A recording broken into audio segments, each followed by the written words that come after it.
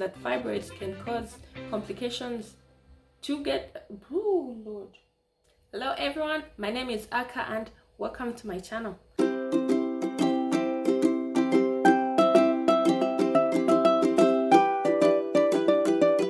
So if you've been following my channel for a while, you know that I've talked about fibroids a few times, and this is because I actually had fibroids, and I only found out that I had fibroids when I was 26 years old and pregnant with my son.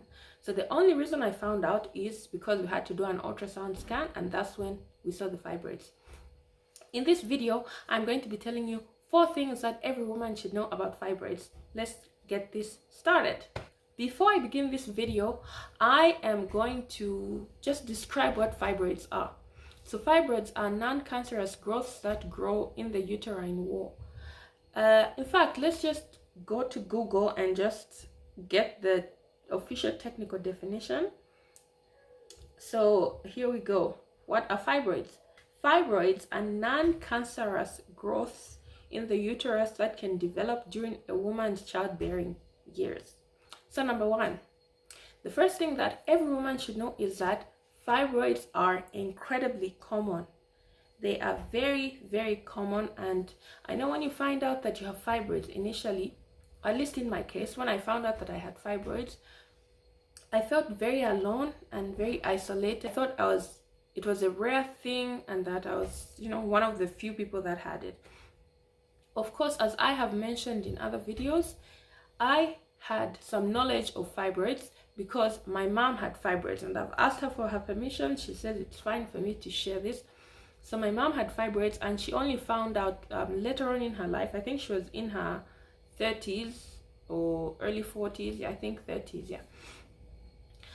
So I had seen my mom experience fibroids, so I knew that there was such thing as fibroids. I knew that fibroids existed, and I knew what course of treatment my mom took to get rid of the fibroids. So when I found out that I had fibroids myself, yes, it was shocking initially, incredibly isolating, even though I had the privilege because my mom had them, so I could talk to her about it. But the thing is, my fibroids were in pregnancy, while hers were after she had already had all her kids. So that's the first thing.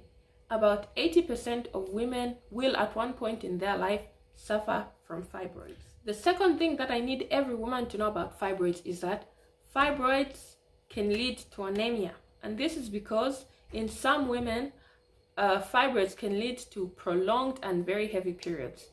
So if you are losing all this blood every month, obviously your blood levels will go low and you might develop anemia. So if you have prolonged periods, have heavy bleeding, I highly encourage you to go to your doctor, find out what the problem is, and if it is fibroids, then there's a course of treatment that can be taken. Another thing I need every woman to know is that fibroids can cause pregnancy complications. So fibroids can lead to complications in conception or make conception almost impossible. So if you're having difficulty getting pregnant, please go to the doctor, get that checked out, rule out the fibroids, make sure that is not the reason you're not getting pregnant, and then, move on from there.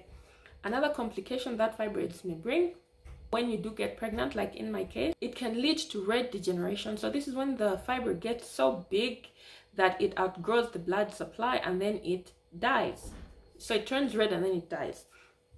So this is something that I went through, red degeneration. If you watched one of my very first YouTube videos, I made a video about that. I'm going to add the link to that video in the description and also in the cards. So red degeneration in my case was one of the most incredibly horrifically painful experiences I've ever had the misfortune of having. It felt like someone was stabbing hot knives into my abdomen and twisting. It was just so horrific. The pain was so bad. And when you're pregnant, your options for pain medication are very limited. So the only thing that I could do was take 2 tablets of paracetamol, and that really felt like it was nothing really, because the pain was still so bad. It also came with severe constipation and also back pain. And the only thing that helped with that was I took a hot water bottle, put it on my back. That sort of helped a little bit, but it's incredibly excruciating. Another thing is that fibroids also increase the chances of, you know, miscarriage. So if you're pregnant and have fibroids, it's important that you get to your healthcare facility as soon as possible, so that the doctors is keeping a close eye on you and making sure everything is okay. So pregnancies which have fibroids, at least large fibroids that, you know, have typically been given problems, needs to be monitored closely, and, you know, you need to take lots of rest and just take a lot of precautions in order to ensure that, you know, you increase, you know, your baby's chance of survival. Another thing I need every woman to know about fibroids is that having fibroids does not automatically mean that you have to have a hysterectomy. So what is a hysterectomy? A hysterectomy is basically the procedure that is taken where your reproductive system or parts of your reproductive system are removed. Usually it's done in order to prevent, you know, any more pregnancies, but it is also done to remove fibroids and to stop them from, you know, coming back. So when I found out that I had fibroids, like I said, I had some experience of fibroids, second-hand experience, and I was horrified because my doctor told me that we'd have to remove the fibroids because they were very large.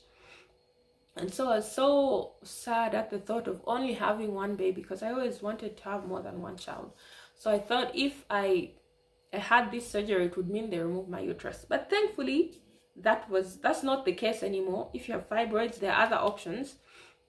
You can take medication that can help shrink them. You can go on birth control that helps balance out your hormones. Or you can have a myomectomy, which is what I had, where the doctor goes in, opens you up, removes the fibroids from your uterus, and then sews you back up.